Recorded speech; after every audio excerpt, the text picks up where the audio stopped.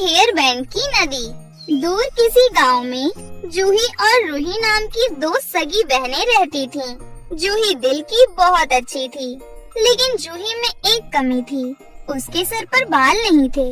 वहीं दूसरी ओर सुंदर होने के साथ लंबे घने बालों की वजह से रूही बहुत घमंडी स्वभाव की थी।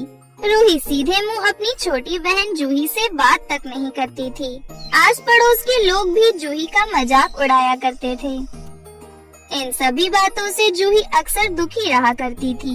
ये देख उनकी माँ सुमन भी बहुत परेशान रहती थी।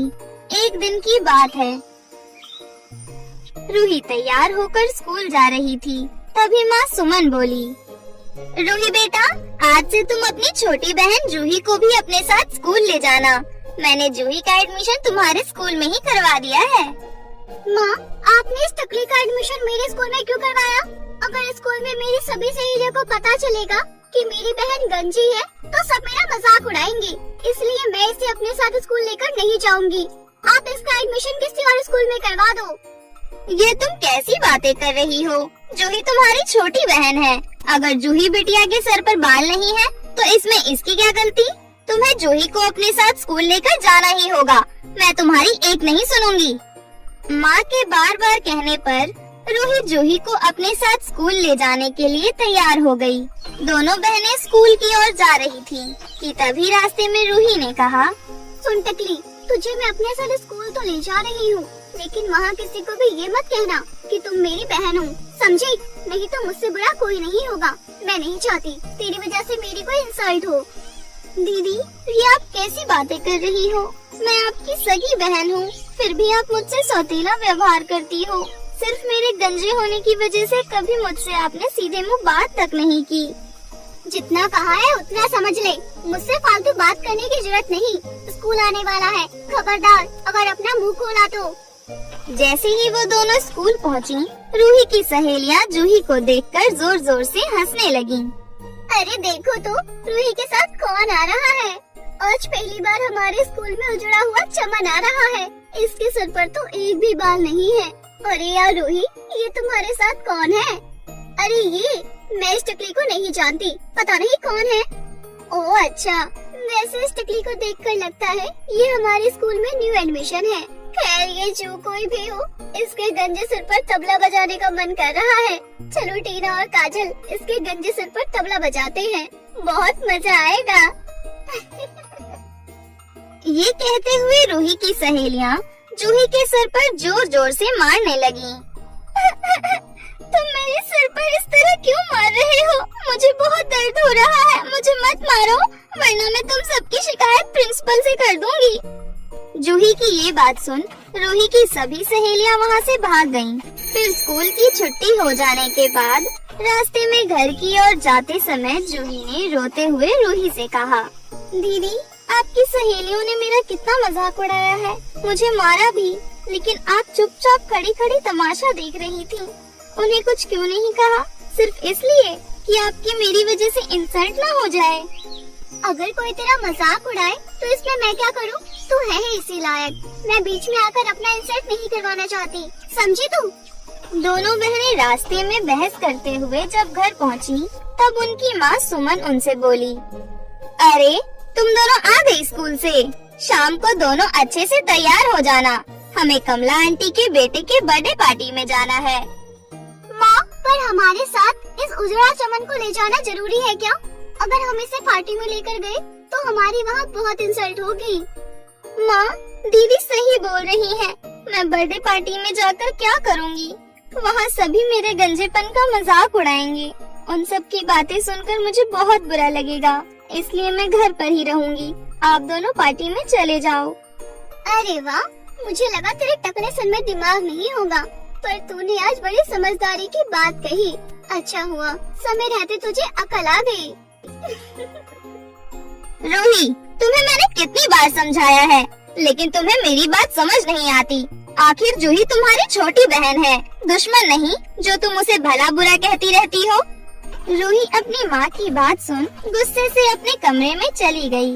वहीं जूही बहुत उदास थी। वो कुछ देर के लिए घर से बाहर कुछ दूरी पर एक पेड़ के नीचे बैठकर रोने लगी।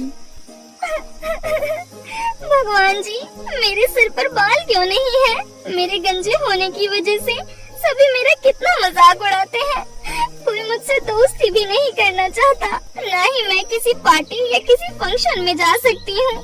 क्या मैं सारी जिंदगी अकेले ही बिताऊंगी? क्या मेरा सभी इसी तरह मजाक उड़ाते रहेंगे? क्या मुझे खुश रहने का हक नहीं है? ये कहते हुए जूही रोई जा रही थी कि तभी जूही को किसी की आवाज सुनाई दी।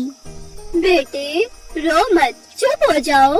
आवाज सुन जूही यहाँ वहाँ देखने लगी, पर उसे कोई दिखाई नहीं दिया। अरे यहाँ तो कोई नहीं दिखाई दे रहा, फिर ये आवाज कहाँ से आ रही है? तभी जूही को फिर से एक आवाज सुनाई दी। मैं पेड़ बोल रहा हूँ। भला पेड़ कैसे बोल सकता है? क्योंकि मैं एक जादुई पेड़ हूँ। अच्छा ये बताओ, तुम रो क्यों रही थी? पेड़ के पूछने पर जूही ने उसे अपनी आप बीती सुनाई। सारी बात सुनकर पेड़ ने जूही से कहा, तुम्हारी इस समस्या का समाधान है मेरे पास। यहाँ से दूर जंगल में एक जादुई हेयरबैंड की नदी है, तुम वहाँ जाओ। जादुई हेयरबैंड की नदी तुम्हारी मदद अवश्य करेगी, लेकिन तुम्हें शाम ढलने से पहले वहाँ पहुँचना होगा। जादुई नदी अपना जादुई हेयरबैंड सिर्फ नेक और अच्छे इंसान को देती है। तुम्हें इस मौके का फायदा उठाना चाहिए। जादुई पेड़ की बात सुन जूही मन ही मन बहुत खुश हुई और पेड़ का धन्यवाद कर जंगल की ओर जाने लगी। जंगल में कुछ दूर चलकर रास्ते में जूही को एक बूढ़ी औरत मिली। वो जूही से बोली, बेटी क्या तुम मेरी मदद कर सकती हो? तुम मुझे कुछ सूखी लकड़ियाँ लाकर दे सकती हो? खाना बनाने के लिए घर पर लकड़ियाँ खत्म हो गई हैं। हाँ क्यों नहीं अम्मा, आप बस यहीं 5 मिनट रुकिए, मैं अभी आपके लिए सूखी लकड़ियाँ लेकर आती हूँ। इतना कहकर जूही जंगल में सूखी लकड़ियाँ इकट्ठा करने लगी। कुछ ही देर में जूही ढेर सारी लकड़ियाँ लाकर बूढ़ी अम्मा को देते हुए बोली, ये लीजिए अम्मा आपकी सूखी लकड़ियाँ, अब आप घर जाकर खाना बना लीजिए। पर बेटी मैं बहुत कमजोर हूँ, मैं इतनी सारी लकड़ियाँ नहीं ले जा पाऊंगी। क्या तुम इन सारी लकड़ियों को मेरे घर पहुँचा सकती हो? ठीक है अम्मा, चलिए। ये कहते हुए जूही ने लकड़ियों का गट्ठर सर पर उठाया और बूढ़ी अम्मा के साथ उनके घर की ओर चल पड़ी। ऐसे ही काफी समय बीत गया, शाम होने ही वाली थी। अच्छा अम्मा, अब मैं चलती हूँ, आप अपना ख्याल रखना। ठीक है बेटी, भगवान तुम्हारा भला करे। बूढ़ी अम्मा से विदा लेकर जूही दौड़ते हुए नदी की ओर जाने लगी। शाम होने वाली है, मुझे जल्दी से नदी के पास पहुंचना होगा। ये कहते हुए जूही नदी की ओर जा रही थी। तभी अचानक उसे रास्ते में एक घायल खरगोश मिला, जिसे देख जूही के बढ़ते हुए कदम अचानक रुक गए। वो फौरन घायल खरगोश के पास गई। ओह कितना प्यारा खरगोश है, लेकिन इसके पैरों में तो चोट लगी है, मुझे इसकी मदद करनी चाहिए। जूही ने फटाफट से आसपास लगे पेड़ पौधों में से जड़ी बूटियों का लेप बनाया और उन्हें घायल खरगोश के जख्मों पर लगाया। प्यारे खरगोश, अब तुम जल्दी ठीक हो जाओगे। जूही के इतना कहते ही खरगोश फुदकते हुए झाड़ियों की ओर जाने लगा और जूही की आंखों से ओझल हो गया। अरे खरगोश कहाँ गया? लगता है लेप लगाने से उसे दर्द से राहत मिल गई है। चलो अच्छा है, अब मुझे भी जल्दी से बिना समय गवाए नदी की ओर चलना चाहिए। जूही जल्दी जल्दी कदम बढ़ाते हुए नदी की ओर पहुँच तो गई, लेकिन तब तक शाम हो चुकी थी। ओह, मैंने आने में देर कर दी, अब जादुई नदी मेरी मदद नहीं करेगी। ये कहकर जूही रोने लगी। तभी अचानक नदी में से आवाज आई। चुप हो जाओ जूही, आखिरकार तुम आ गई। मैं कब से तुम्हारा इंतजार कर रही थी। अरे ये आवाज कहाँ से आ रही है?